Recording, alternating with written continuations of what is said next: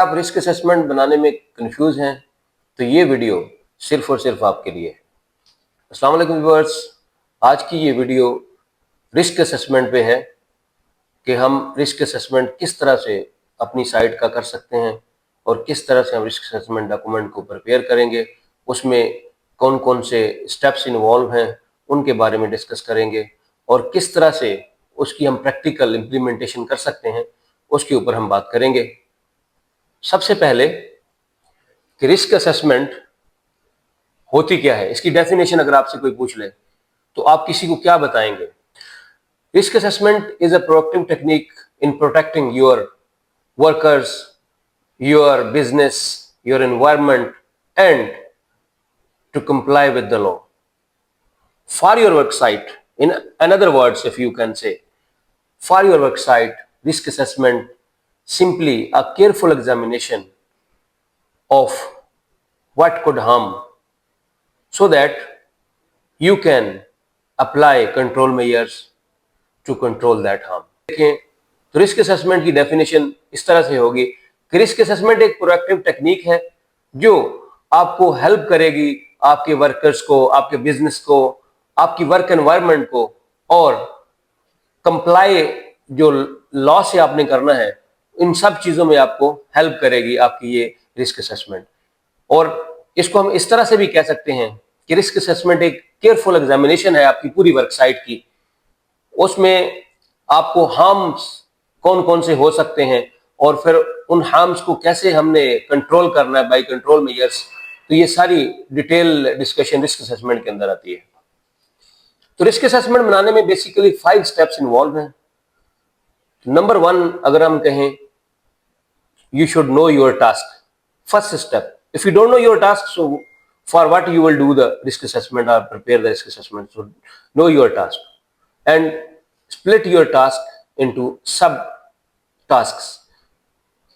छोटे छोटे आपने टास्क बनाने हैं, अपनी जो आपका मेन टास्क है उसको आपने टास्क में स्प्लिट कर लेना है, सब टास्क में स्प्लिट कर लेना है। तो ये आपका पहला स्टेप है। सेकंड स्टेप में आप क्या करेंगे, आपने हर स्टेप, जॉब स्टेप के अगेंस्ट आपने हैजर्ड्स को आइडेंटिफाई करना है। सो identify your hazards, that is the second step. So third step में जब हैजर्ड्स हमारे आइडेंटिफाई हो जाएंगे तो थर्ड स्टेप हमारा है calculate the risk assessment. Calculate the risk, कि रिस्क कितना इन्वॉल्व है उसमें। कैलकुलेट योर रिस्क, उसका फार्मूला है, इसके ऊपर हम डिटेल में आगे किस तरह से हम इसका रिस्क मैट्रिक्स स्टडी करेंगे, किस तरह से कैलकुलेट करेंगे, इसके ऊपर आगे चलकर हम ये नेक्स्ट वीडियो में बात करेंगे। तो जो फोर्थ स्टेप है इसके अंदर वो है अप्लाई द कंट्रोल मेजर्स। तो कंट्रोल मेजर्स आपने रिस्क की बेस पर डिसाइड करना है और कौन सा कंट्रोल किस तरह से लगाना है इसके ऊपर भी डिटेल में बात करेंगे। तो किस तरह से हम कंट्रोल मेजर्स से अपने रिस्क को एलिमिनेट कर सकते हैं या फिर उसको हम एक्सेप्टेबल लेवल तक रिड्यूस कर सकते हैं। तो जो फिफ्थ स्टेप है उसमें आपने ये करना होता है कि जो आपने कंट्रोल्स अप्लाई किए हैं अब उनको हमने इस तरह से असेस करना है या रीएवैल्यूएट करना है कि क्या हमारे इन कंट्रोल से रिस्क हमारा लेस हुआ। तो अगर हमारा आंसर यस है तो हम आगे जॉब कंटिन्यू करेंगे, या इसको इस तरह से भी कह सकते हैं कि रीअसेस द रिस्क असेसमेंट। आप दोबारा अपना जो रिस्क है उसको कैलकुलेट करें और देखें कि पहला जो रिस्क हमने कैलकुलेट किया था और जो अभी रिस्क कैलकुलेट कर रहे हैं दोनों में फर्क आया या नहीं आया। अगर आया है तो इसका मतलब है कि हमारे जो कंट्रोल मेजर्स हैं वो एप्लीकेबल हैं और as per the site condition है।